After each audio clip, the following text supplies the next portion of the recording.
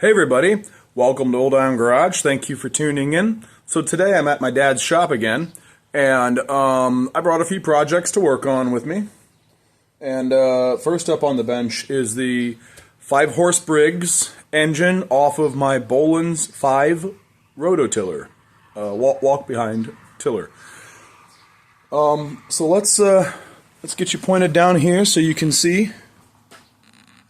And I'm hoping to have this thing running today. I have several things to go through with it. I have the carburetor off. When I was looking at the carburetor last time I worked on it, I noticed this brass fuel pickup tube. See if we can pick it up on camera.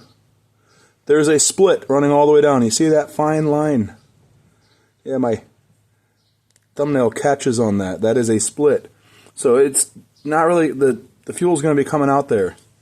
So I looked in all my carburetors and junk around home, and I found this one that I pulled out of another carburetor that this tab up here was broken off of. So that carburetor was no good, but it had some good parts in it. So I robbed this, I took it off, I cleaned it up a little bit, checked, I don't see any split. And today I'm going to be putting this, in here. I'll be putting that in here. So looks like it's just the perfect length. That's one thing I'm going to be doing, as well as giving this carburetor a total cleaning and make sure all the passages and whatnot are clear. It is going to get a new diaphragm. I have a new diaphragm. It's going to get a new gasket here. It's going to get a new gasket here where it mounts to the tank. And, yeah. So, that's one thing. I believe I have a sheared flywheel key. So, I'm going to be getting in there again and checking that. I have brought from home a package of Briggs and Stratton flywheel keys. Also, the electronic ignition coil that I borrowed from another engine. Went online and I bought a replacement electronic ignition coil. I've always wanted to give these a try.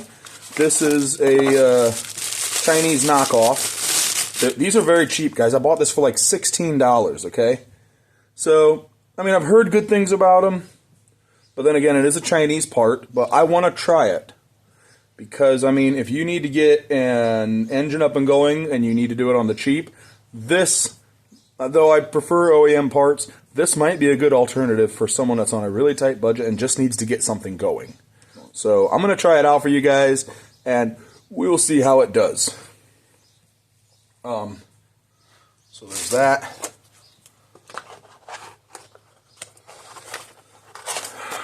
What else is there? Pick this up before I step on it. I dropped my fuel pickup tube. Brand new air filter. And here I have I have this like all-in-one carburetor gasket set. It's got parts for lots of different 3 and 3.5 horse carbs. This style carburetor. But some of these items will work for the 5-horse carb. And that's why I have this here with me. I'm going to make sure to, when I put that brass pickup tube in the carburetor, I'm going to seal it in with this Permatex Forma gasket sealant.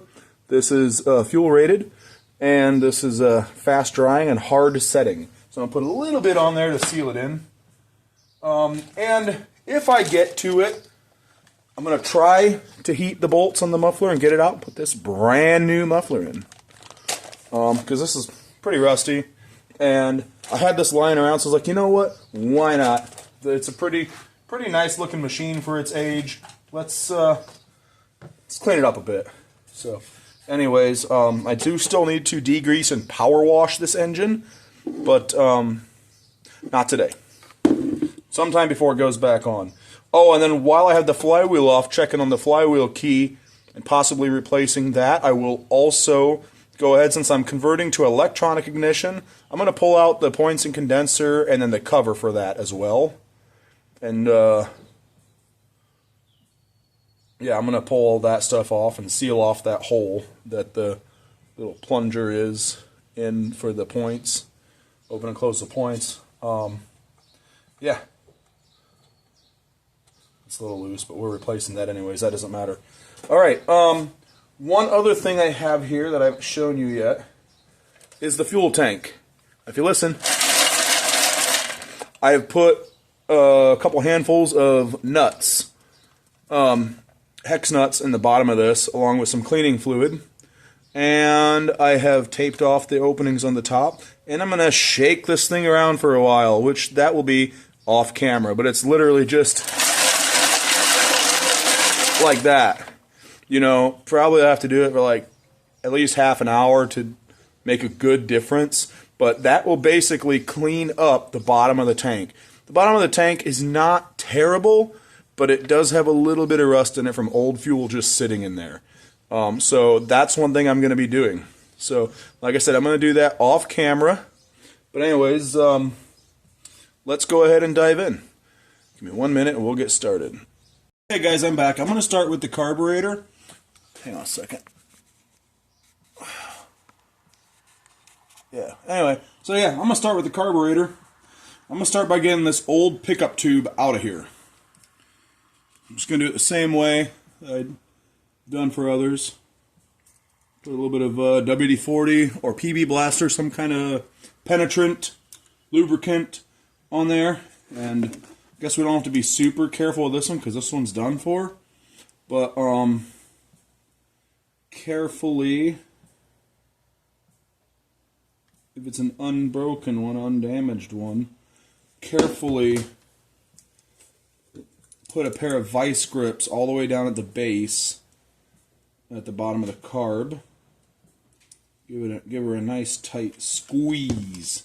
You don't want to crush it, but you do want to get a firm grip. I prefer a standard size pair of vice grips versus a small pair because the jaws are wider, which gives it more surface to grip it.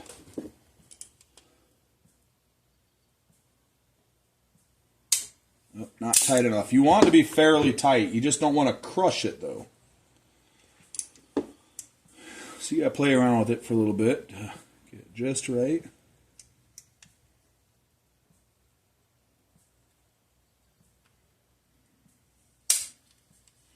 Then you gently give it a twist. If it doesn't move, which this one is moving, good. So I got it right in the first try. If it doesn't move, you don't want to keep trying because you'll take brass off. You'll take material off of here. It's not good. So then you want to tighten your vice grip just a little bit at a time until you get it just right and it starts to move. And then you just twist it, and pull. And she's out. It's pretty easy. Once you know how to do it, it's pretty easy, guys. So we're going to set this aside because the plastic part of the tube and the screen is still good. The brass part is no good. So at some point in the future, if I need this, I will pop those apart and I will reuse the plastic tube. So I am going to keep that. I'm going to set that aside. I don't like to throw away usable parts because there's so many times that good used parts has saved my butt. So let's continue with disassembly. I'm going to take stuff off here that I don't necessarily need to take off, but I want to make it easier for cleaning. I'm going to fully disassemble this carburetor and I'm going to soak it. So we're going to put the parts in here and we'll just soak all the parts. I forgot to bring some 1/4-inch drive sockets over, so I'm going to grab those real quick.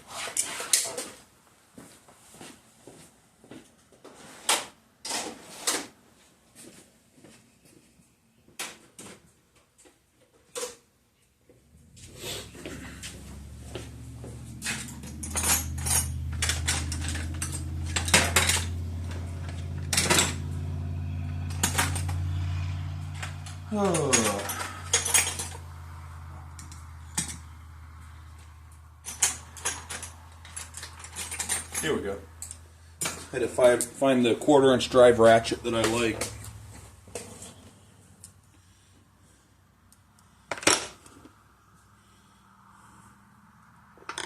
Let's see approximately where this needle is set at. Let's go half turns, count the half turns until we go all the way in.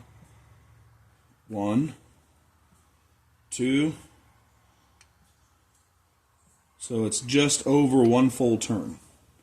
So we're going to take this out.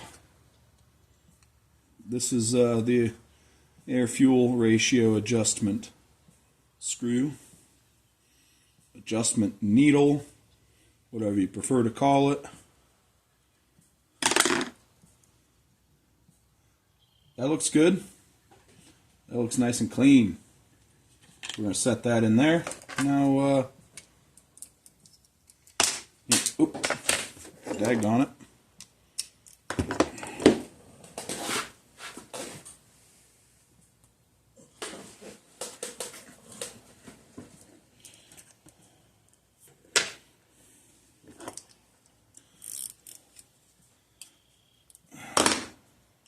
Now we're going to remove this here little doodad.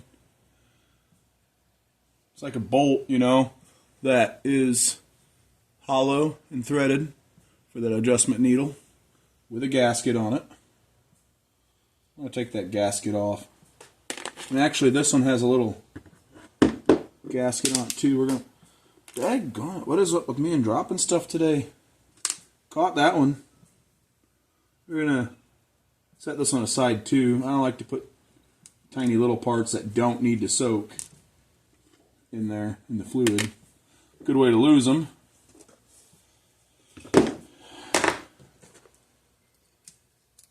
And let's see here, what size socket is that?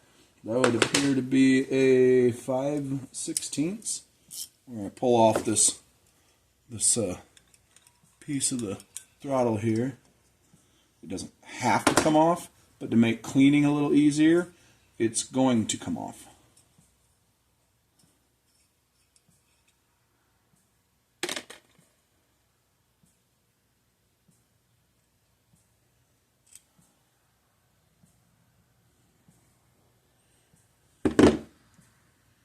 Come on, let go of my finger.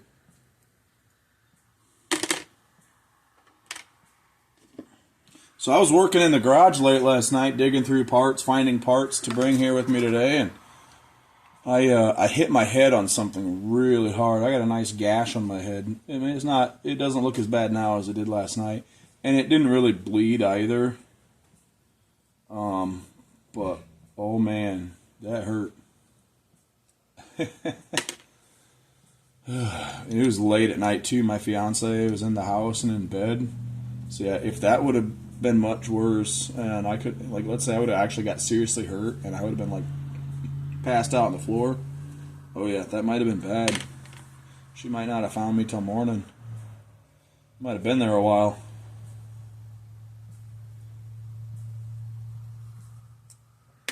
Let's check on the status of this. Let's check on the condition of this diaphragm in here. We will not be reusing this diaphragm. I have plenty of new diaphragms, so see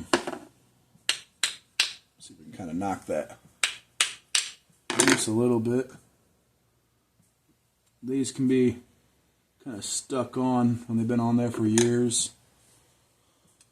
I'm going to use this fine end of the this smaller flathead screwdriver to try to coax this cover loose. But I want to be very careful not to gouge or mar the gasket surface on the carb or the cover. Ooh, jeez! All at once it came loose, and the carb or the screwdriver just jumped right in there. Doesn't appear to be any damage except to the diaphragm, which I was planning on replacing anyways. This diaphragm doesn't actually seem terrible. This diaphragm might actually work, but like I said, I have tons of these diaphragms, brand new. Guys, I'm not going to be reusing this diaphragm. It is actually somewhat pliable, and aside from the damage from the screwdriver, there's no holes going through it. So, there is that dinky little spot where the screwdriver just barely poked it. but I really don't care. I'm not reusing it. So let's put all these pieces in the bowl.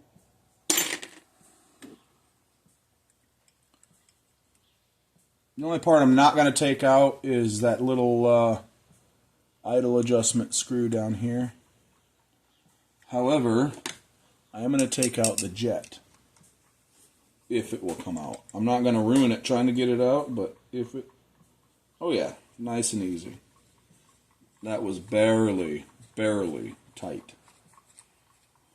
Which, I mean, in this case is a good thing. It's made of brass, and you don't want to strip it out, the slot for a flathead. You don't want to strip that out.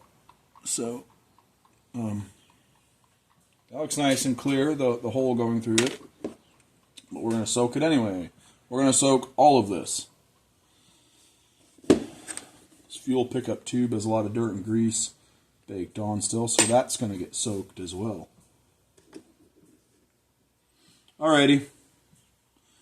I will bring you back in just a little bit. I'm going to go let this soak, and we're going to move on to something else. Hey guys, now we're going to switch gears, and we are going to work on the engine itself. We're going to get the flywheel back off. We're going to check the flywheel key, and we're going to take out the remaining points and ignition, or points and condenser parts of the ignition, and we're going to pull them out, save them for another engine, because we're no longer going to use those on here. So let's dive in.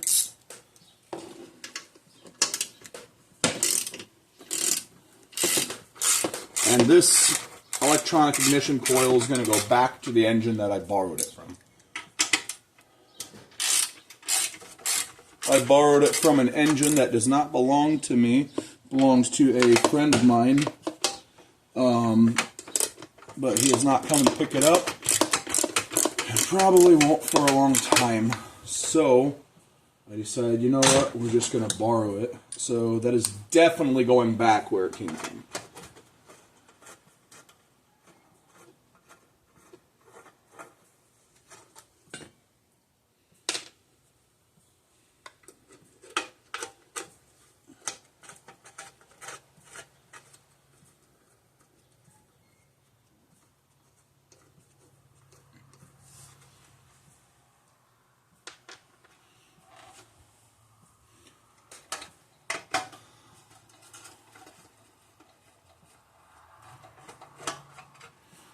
I did think about taking the head off and milling the head. Not milling it, but planing it. You get you a perfectly smooth, flat, has to be perfectly flat surface. You can take a straight edge and put it across there at different angles and different places and check it. Make sure it's perfectly flat. Tape some sandpaper, some fine grit sandpaper down on there. Or you can start with something a little more coarse and work your way down to finer stuff. Put some WD-40 on that sandpaper and put the head on there, apply even pressure across it with your hand and fingers, and go like that. Then, you know, move the head around a different position, you know, every now and then move it around a different position until you have a perfectly clean, fresh gasket surface all the way around. But I've done that on previous videos for at least one that I can remember, maybe more than one head. There's one for a Tecumseh HH100 that I did, but yeah, I'm probably not going to take the head off of this, mess with that. I'm probably just going to leave it alone. It seemed like it had good compression, so we're just going to leave that alone.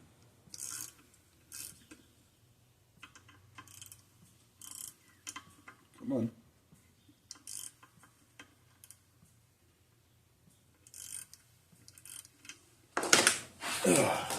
Tried to get the tools over here that I knew that I would need before starting, but there's one that I forgot, another one that I forgot to grab.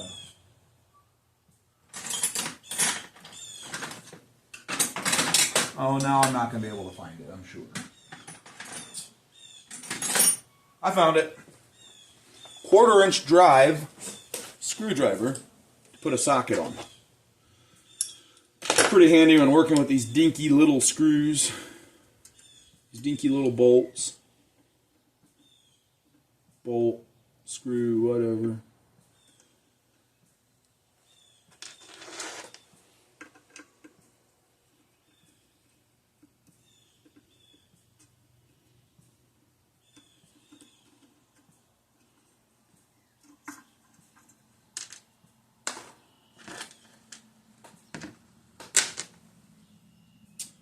I'm going to go ahead and take this coil back off now.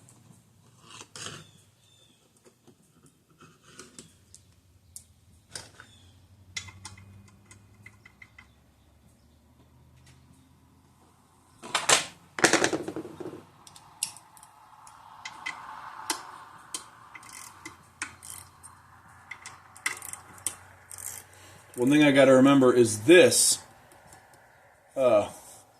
stays with the engine. That was not with the coil. I need that to direct airflow to help properly cool the engine.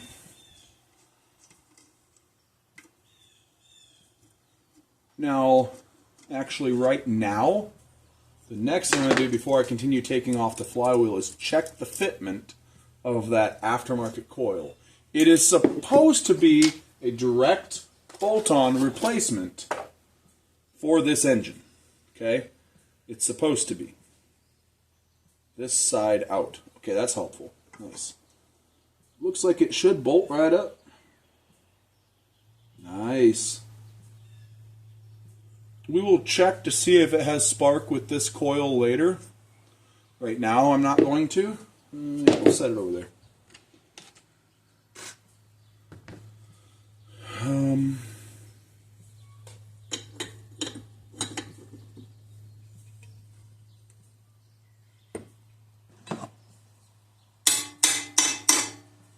Get in there.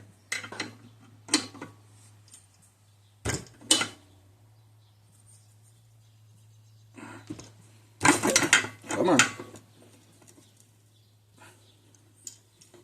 There. And our recoil clutch is free.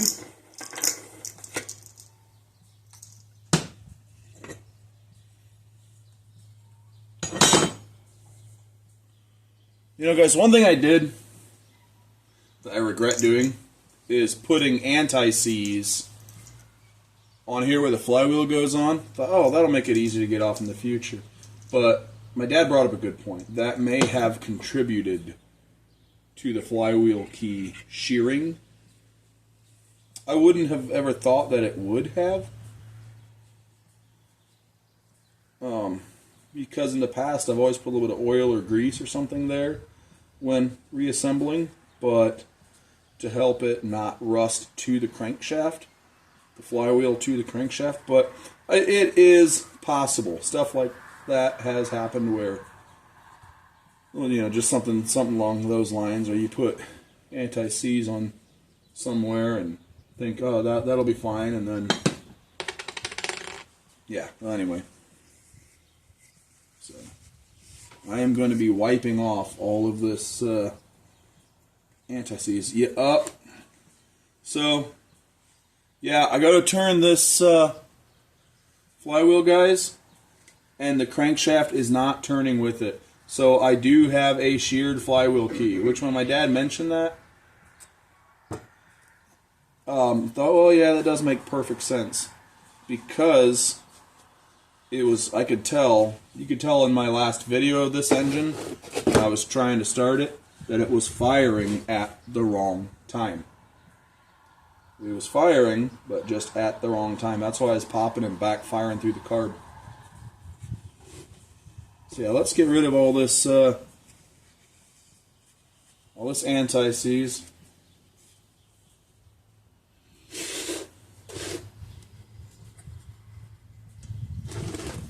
There it is.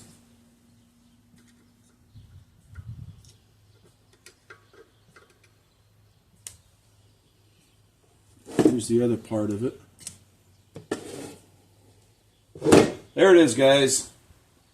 Sheared flywheel key. See that one flywheel key is in two pieces. I'm going to continue cleaning off some of this anti-seize. What I can of it. I'll probably leave a little bit in the threads there for the recoil clutch. But all the rest of it I'm going to try to get off.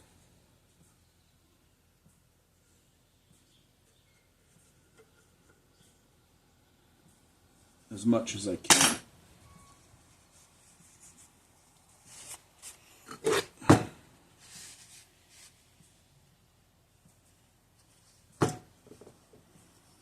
I'm going to try and get it out of the bore here in the middle of the flywheel where it goes onto the crank.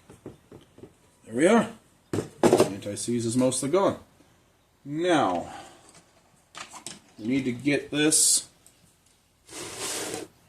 points and condenser cover off and remove the old points and condenser.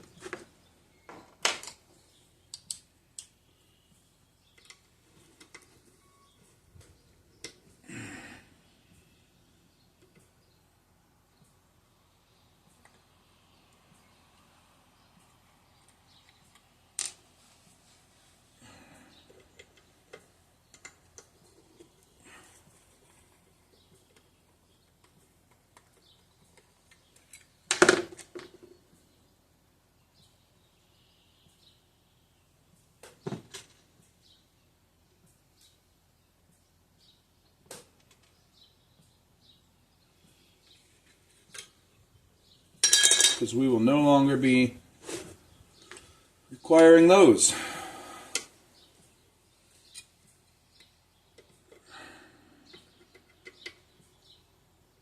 And those will get saved for another engine. Because they're really in very great shape, but just not needed anymore here.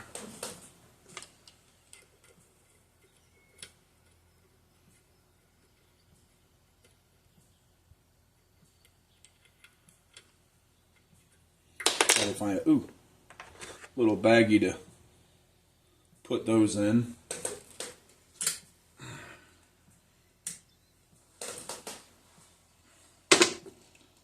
Plunger.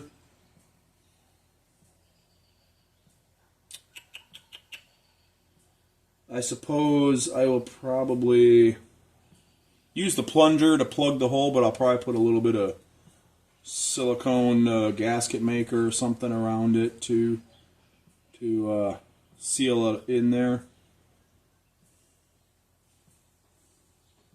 You know what? I got this stuff right here. This is fuel rated, but it'll work fine for this. You just need a little bit of goop, just a little bit of this on there, and shove it in the hole.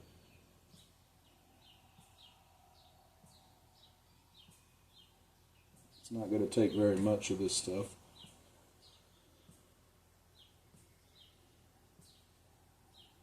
Just a tiny little bead around there. Smear it around a little bit. Shove her in.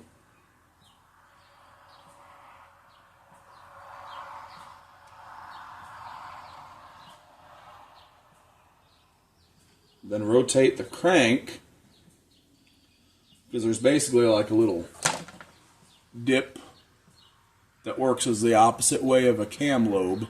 It's like a cam lobe, but it's a dip instead of a lobe on the crank. I want to make sure that I didn't shove that all the way down in where it's resting right on that little dip. And it's good. Good to go. So we no longer need to put this back on either. This points and condenser cover. So now we can proceed with reinstalling our flywheel. So I'm going to get a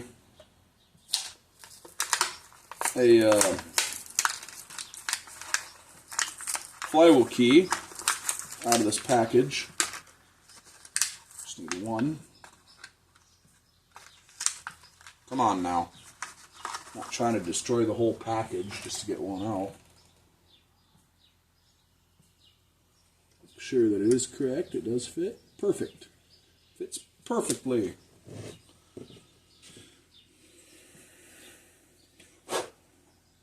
There's no debris in there. Shouldn't be. I wiped it out. Get the flywheel back on the crank and the flywheel key slot lined up with the one on the crank. And shove that thing in there. Put the washer on. And thread on the recoil clutch. It's on the opposite way that we had it earlier. Hold it on and tighten our clutch. Take our recoil clutch wrench and get that good and tight.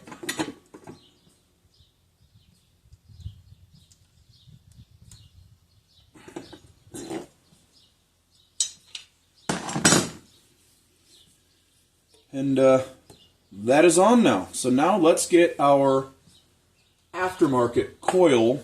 It's over here. Let's get that fitted. We do need to keep this. Honestly, I don't even know what you call these. Air deflector? I have no idea. Something. We do need to keep this on the engine, but this does. I will note this coil does not have provisions to keep this straight, so I don't know what I'm going to do about that. This OEM style coil has this little thing here. It has a head kind of like a nail head, you know, which goes through the large part of this hole, and then you slide that up.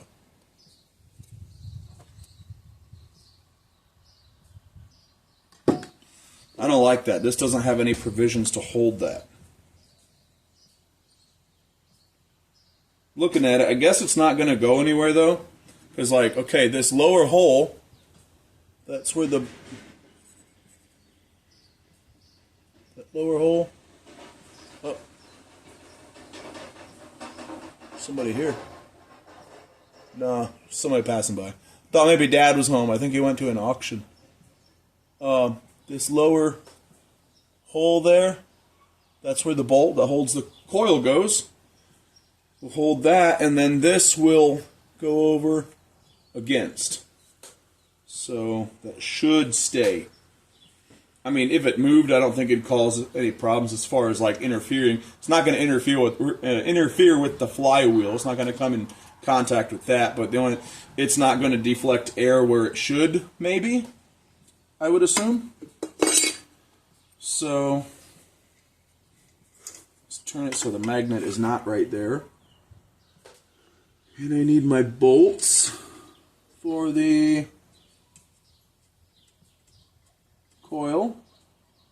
One other thing, guys,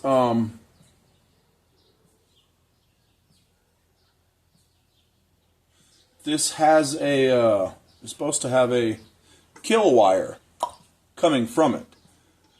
Actually, I should have shown you this before I started bolting it on. This needs to have a kill wire coming from it.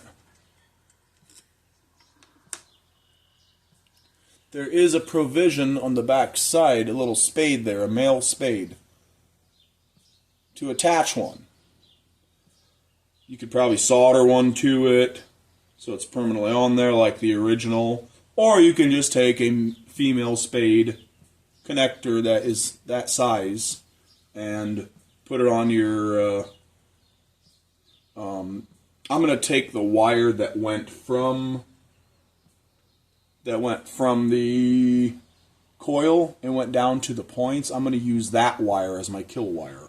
So I'll put a female spade connector on there and run that down to where that's supposed to go, where the kill wire is supposed to go.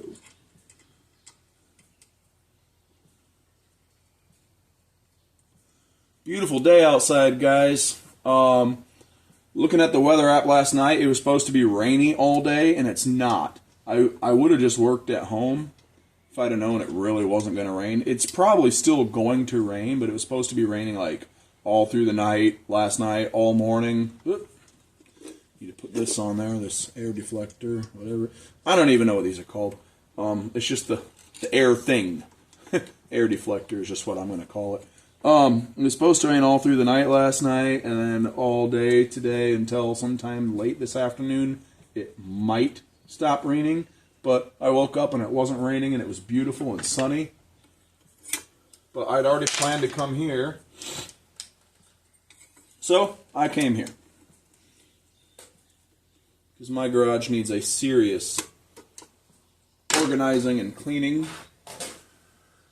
And right now, I don't have time for it because I'm trying to get all my equipment ready for, work this year in the garden and in the yard and stuff like that. So I don't have time to do the garage right now. So just come here and work instead for now. Not like all the time, but just sometimes.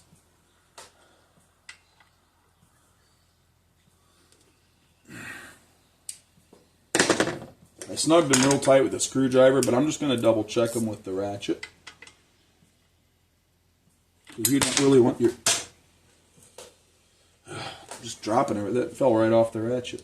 It's supposed to have a little detent ball to keep it from doing that.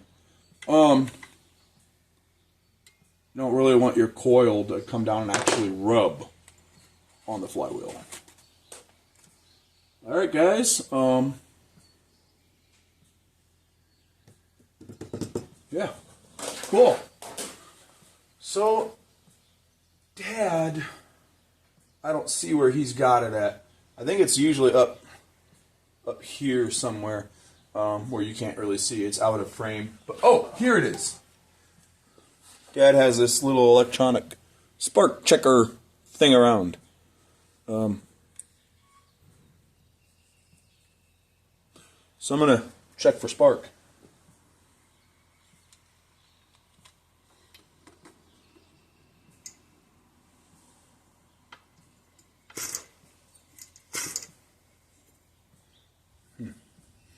Yeah, I kind of forgot the, it has compression when the spark plugs in. Forgot about that. So I'm just going to set this in place. Come on now. Go over that slot.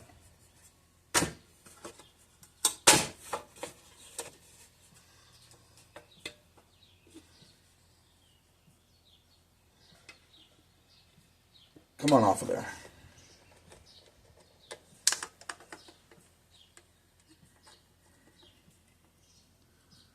I don't know if you can see or not, but I'm going to have you guys watch for a green light on this thing.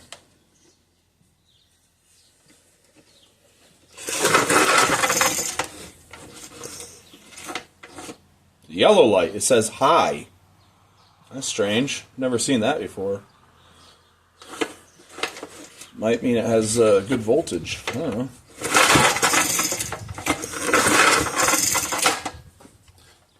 That's strange. I've never actually used that thing myself. I've seen Dad use it. I don't know what that means. I assume that means it should probably have spark. So, I'm just going to do it the old-fashioned way. It's a brand new spark plug, so I know there's no issues with it.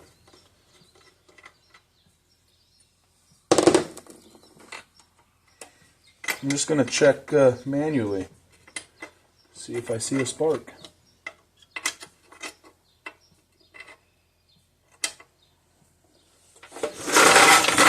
Yes, guys, there we have spark. We have spark, guys. I don't know if I can finagle this camera down here well enough to see it.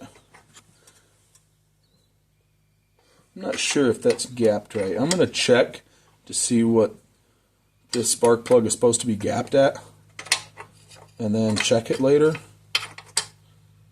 But let's see if we can get you guys down here to see.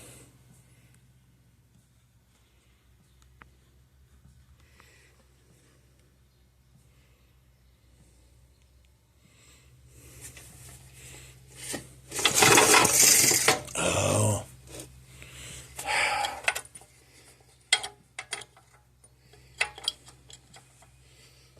Put something on here.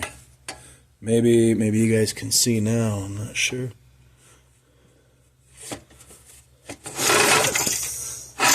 Oh, come on, you stupid thing. I'm not sure if you guys can see, but there is a small spark in there. Now,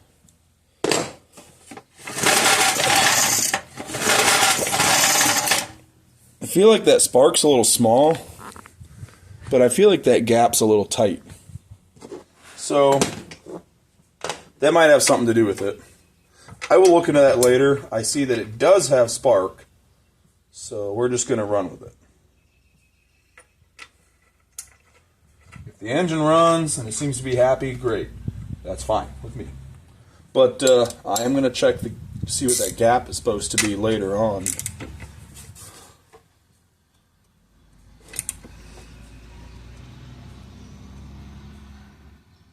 It's a new spark plug, so it's got that like crush washer thing. So I'm trying to ease it tighter and tighter and tighter until I feel like it's where it's actually supposed to be. Because that washer is going to crush down and form a seal.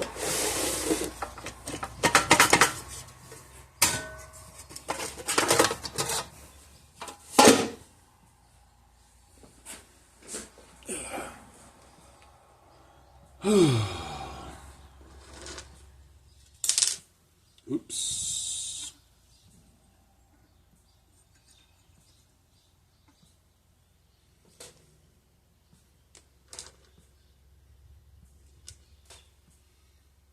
Okay. Got the bolts.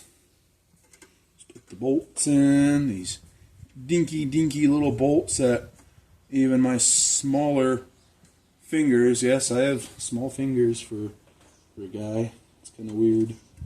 Kind of weirds me out. Like with my overall size, I feel like I should have a little bit bigger hands and fingers.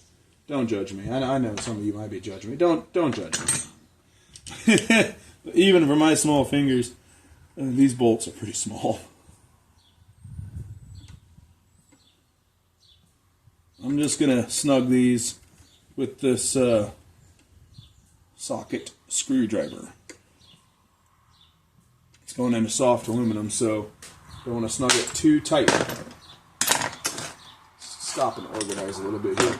Drives me nuts when things are getting a little unorganized. These I don't need anymore, so I'm gonna just move them over out of the way altogether.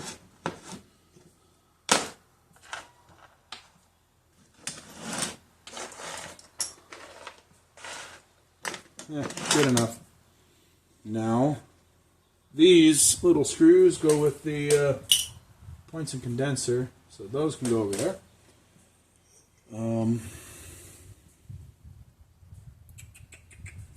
Yeah, let's get this cover back on. Oh wait, I need a kill wire. Sorry, I didn't realize you guys were on a tilt. I forgot to re-aim.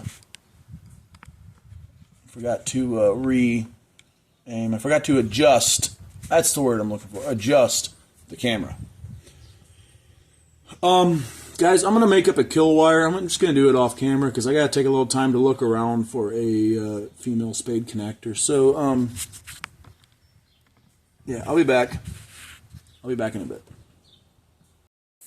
Hey guys, I skipped ahead a little bit off camera. Let me adjust the camera real quick. Yes, I skipped ahead. You didn't miss much. I made the kill wire. I installed it. Put this cover back on. This is ready to go. And I jumped ahead further and did some other tedious stuff off camera. I cleaned carburetor parts, carburetor, air filter housing, yada yada yada, and I am preparing to assemble.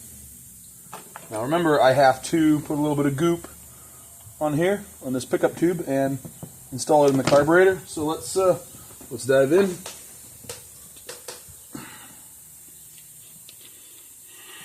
Sorry, thirsty. All this talking, you know, for the camera, for you guys, it makes me thirsty.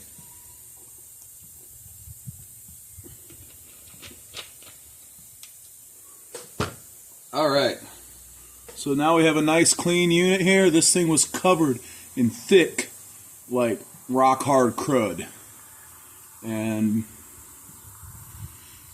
a lot of soaking, a lot of scrubbing, and some spraying with carb cleaner. Now the carb cleaner did flake off. It did peel and lift the paint. It's not such a big deal. I have thought about repainting this engine, just because that tiller and this engine were very nice looking. And I kind of like to preserve that, so I might someday repaint this engine. When I do that, I will paint this carb with I will use high temp engine enamel, which is fuel resistant, so that should be fine for this carburetor. Anyway, let's get started. So I already sprayed out all ports and passages and whatnot with carb cleaner. Actually, I forgot right here. I'm just going to spray this real quick to make sure that these ports are clear. Avoid getting it in my eyes. Anyways, yeah, let's continue. I'm going to install the jet.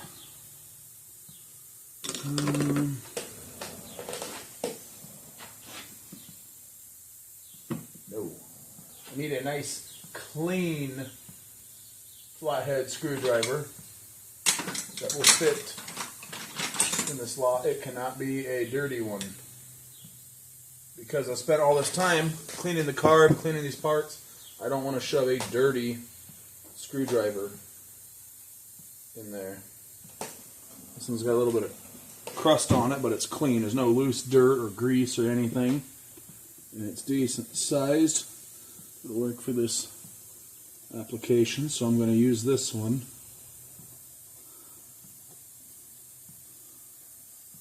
And you just want to get it snug. Like, you know, good and snug. So anyway, there's that.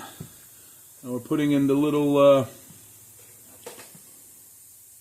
it's like that. It's like a bolt, sort of, but you know, it's got a threaded hole on the inside for the adjustment needle for the jet. I'm going to put that in, and I'm actually going to move you guys in closer so you can see what I'm doing better. Sorry, just trying to adjust the camera just right for you guys. Look at it.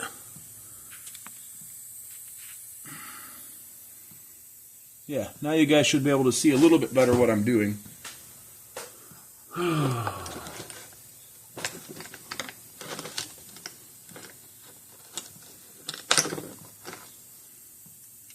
Yeah, that fits. So we're going to give that a little snug. Remember, that's aluminum threads, so we don't want to over tighten it. Cannot forget these two little washer gasket deals. This dinky little one here is brass. That goes there for the adjustment screw, which is right here. Didn't even have to clean that. That came out nice and clean.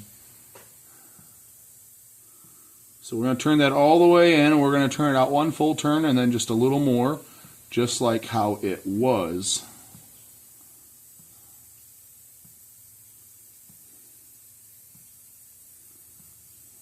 There's a little, then there's 1/2, and there's 1. So that should get it close enough to somewhat run. That should get it close enough to start and sort of run. It might run just perfect like that. I don't know. It's hard to say. I forgot. This little washer goes on there. So let's take that adjustment screw out before doing this. Oop. these sockets must not have a little hole or a little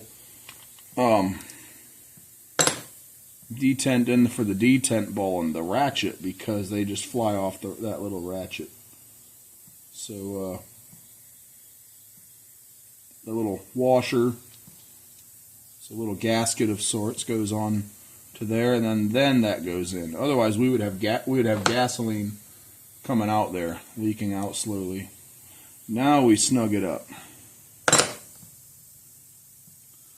And again, with the fuel adjustment screw, the air fuel mixture screw, now we are going to go a little bit, and then 1/2 and 1 full turn to get it approximately where it was. I might actually make it just a tad rich to make sure it'll start and want to run. So I just gave it a little more extra. Okay, so actually first I probably should have put that tube in. I got ahead of myself, but it doesn't really matter that much. I just want to get that thing setting up, this sealant setting up as soon as possible. So I'm not going to put a lot on there, just a tiny bit. Not even after I smear it around, I might even wipe some off and smear it around again if I feel like it has too much.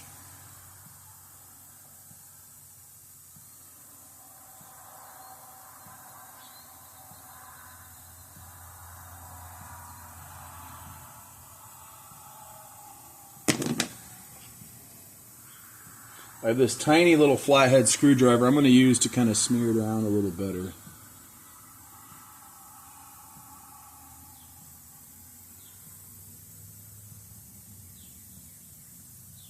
Now we want to make sure not to get this inside the end of the tube, because we don't want it blocking anything inside the carburetor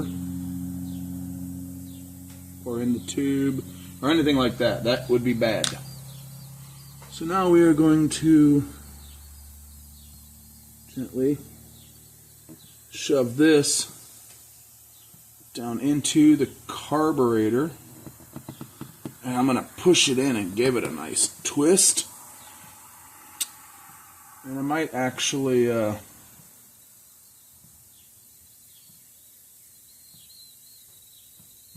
take a pair of vice grips or something and give it a squeeze and a twist to push it. A squeeze and a twist and a push to see if I can force it in just a little further. I want to make sure it's good and snug. It's a snug fit. Before I do that, I'm going to spray off these vice grips. I don't want it to get my clean parts dirty.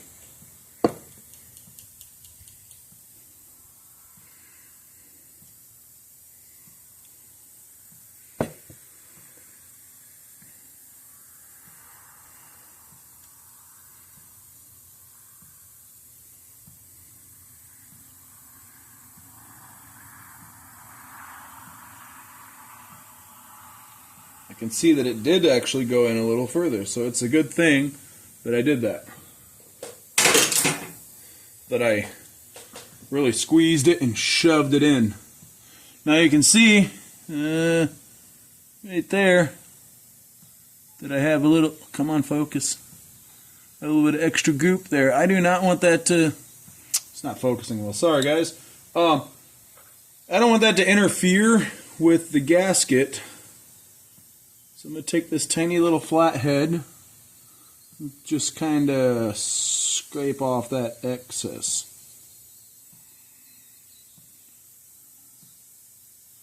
Now that I've scraped it off, you see there,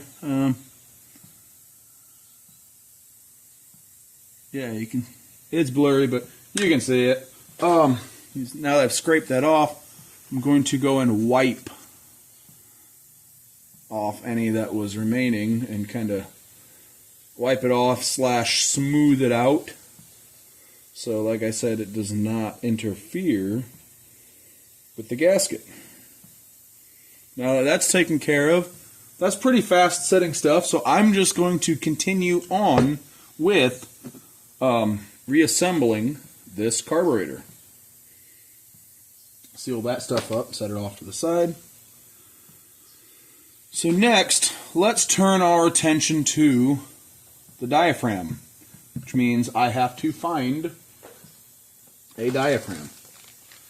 There will be one in here. Might be more than one, might be a couple different styles. And like the little gasket washers like there, and oh, I forgot, I'm an idiot, I forgot to put the spring on there. The spring puts tension on the head to help keep this adjustment screw for the air-fuel mixture in place. But like the little washers here, there is replacement ones in here.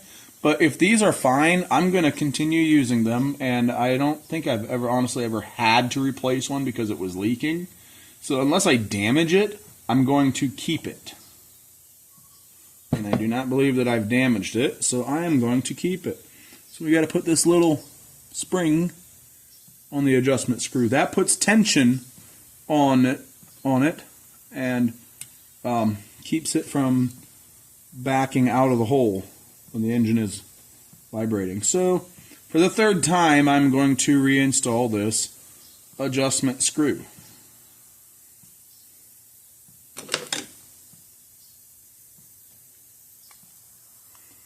So we're going to go all the way in. We're going to go a little bit because it was one full turn and a little bit. Now it's not an exact measurement, but we will fine tune it once it is running. So now we've gone a little bit. Now we're going to go one full turn, or no, one half turn, and then another half, which makes one full turn. And now I want to richen the mixture just a little bit. So I'm going to go just a tiny bit more, just to ensure it's getting enough that it'll start and hopefully stay running so I can adjust it. Now back to the other side. So there's quite a bit of stuff in this kit, guys. This was not cheap, though. It was a little overpriced because it was at my local hardware / auto parts store. But, I mean, it seems like a pretty good kit. With all those little parts, like the little, like, washer-style gaskets. There's a jet. Now, that jet is going to be for, like, a 3 or 3.5 horse. But, and there's a couple different adjustment needles for the jet. Yeah, a replacement spring for the adjustment needles, just all that stuff. A replacement rubber O-ring. This over here is what I'm after. Gaskets. So I'm going to go ahead and get all the gaskets we need. That gasket is a little, that'll work, but it's a little big. The center opening, let's see if we have a smaller one. No, those two are the same size. We don't need that one, we don't need this one. Here is a diaphragm. That's the part we need. Here's another part that we need. This is at the base of the carburetor where it mounts to the fuel tank. So I'm just going to go ahead and line this up, make sure that it... Yep, guys, it is correct for this application. I knew it would be. This right here is the main reason I bought this kit. I already had a box of diaphragms. I think I also bought it for these gaskets here where the flange of the carburetor bolts to the block. But anyways, are these two exactly identical? Yes, they are. So I'm going to set one of these gaskets with that.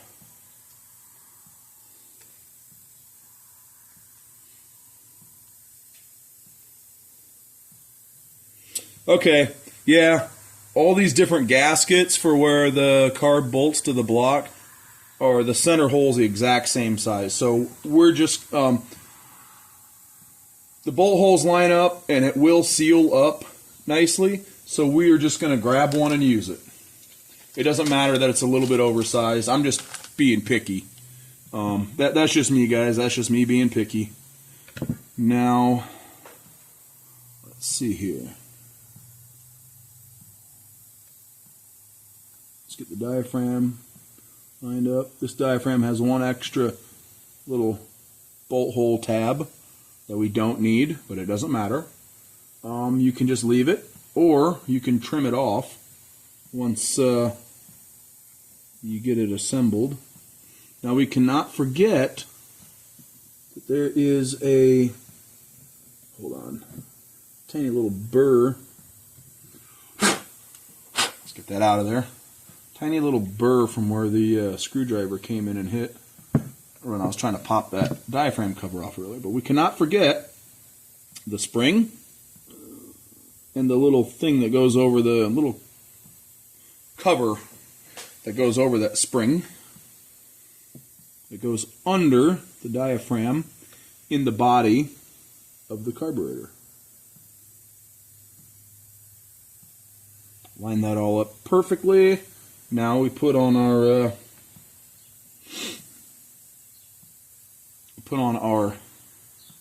diaphragm cover. Again, check the bolt holes line up, and let's put one single. This does have a little roll pin or spring pin, whatever you want to call that. I think it's a roll pin as a locator to help line everything up.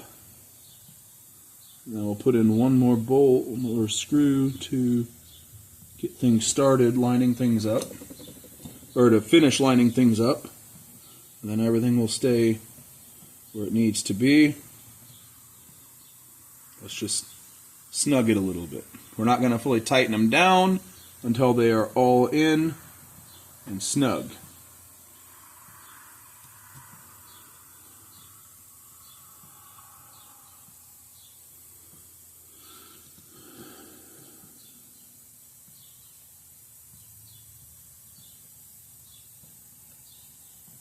I hear an air hose over there leaking. I forgot to shut the valve off on the air compressor.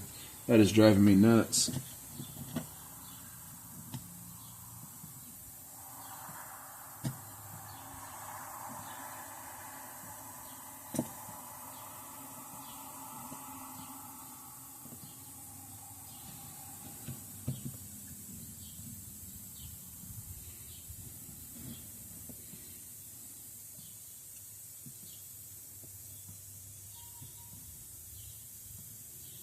Most people, if they would have seen that fuel pickup tube was cracked, they would have tossed this carb and gone on Amazon and eBay and bought a cheap knockoff, or gone out in their shop or shed or whatever and found a spare used OEM carb and cleaned and rebuilt that one. But me, nah. I like fixing things. So I took a good used pickup tube that I had lying around and put it in here. That is not the first time I've replaced a Briggs and Stratton Pulsa-Jet carburetor pickup tube, and it probably will not be the last time I do it.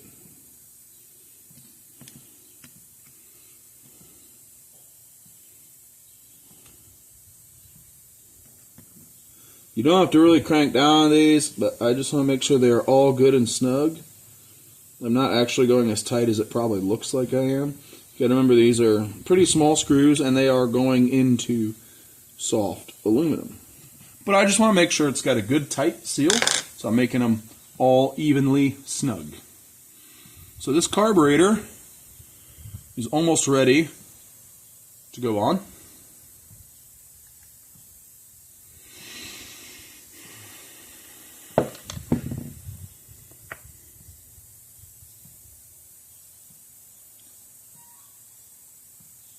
Get some throttle linkage here to put on.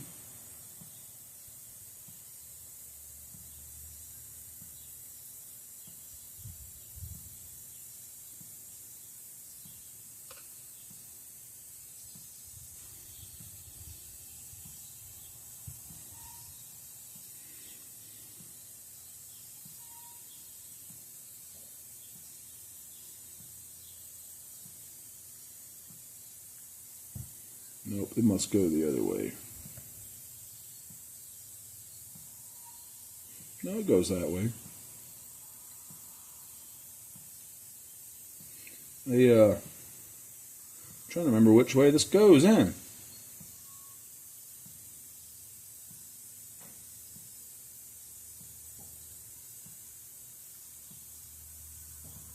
Oh boy.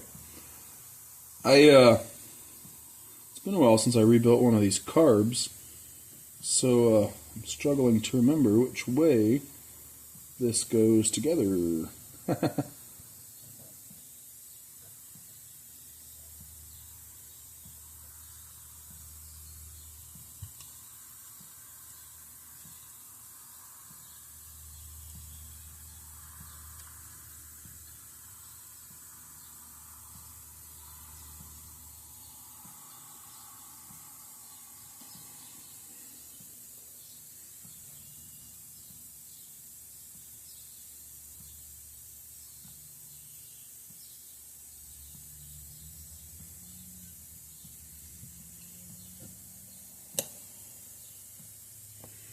Come on now. Sorry if I'm getting a little off frame on the camera. I'm just trying to get this part completed.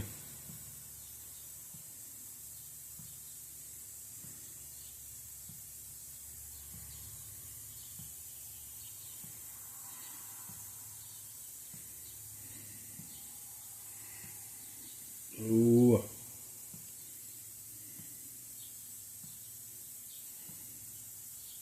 All right. Sorry guys, I had to get that little right here, this little linkage and spring in place.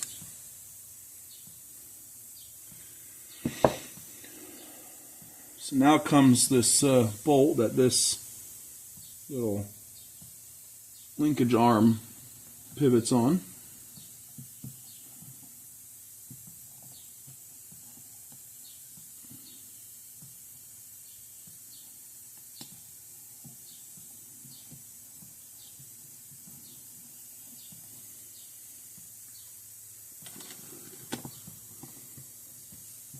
And we're going to give that a nice little snug. That one right there is very prone to stripping out. Do not strip that bolt out. It's going into very thin, soft aluminum. Do not strip it out.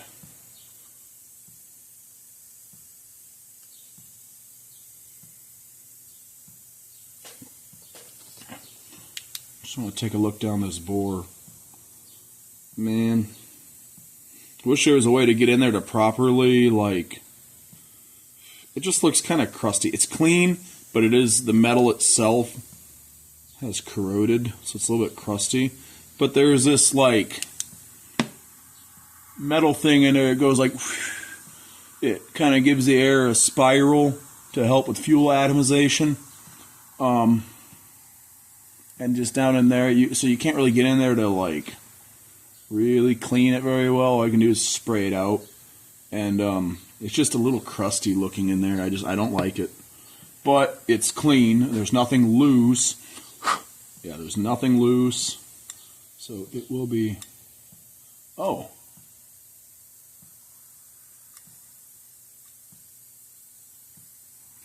is that bent? I believe that is bent. It needs to bend up a little bit.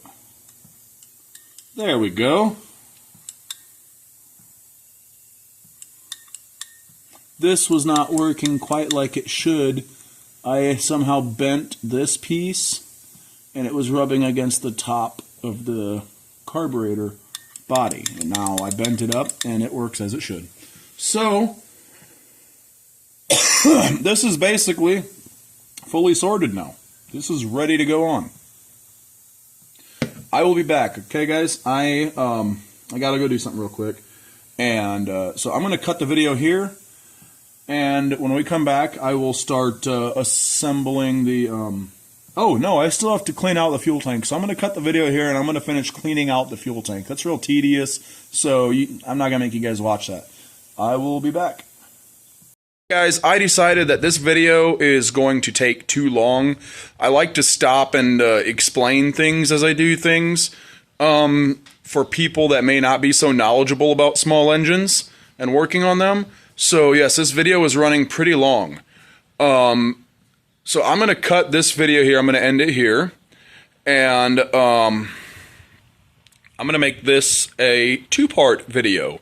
So make sure you look for the next video, part 2 of this video. I will be uploading it as soon as this one finishes uploading. So, all right. Yeah, thanks for tuning in, and I hope you enjoyed this video. I hope that it was educational if you're trying to learn about small engines and working on them. Yeah, if you like what you see here, please hit that subscribe button. Check out my other videos if you haven't, and I will see you guys in just a bit in the next video.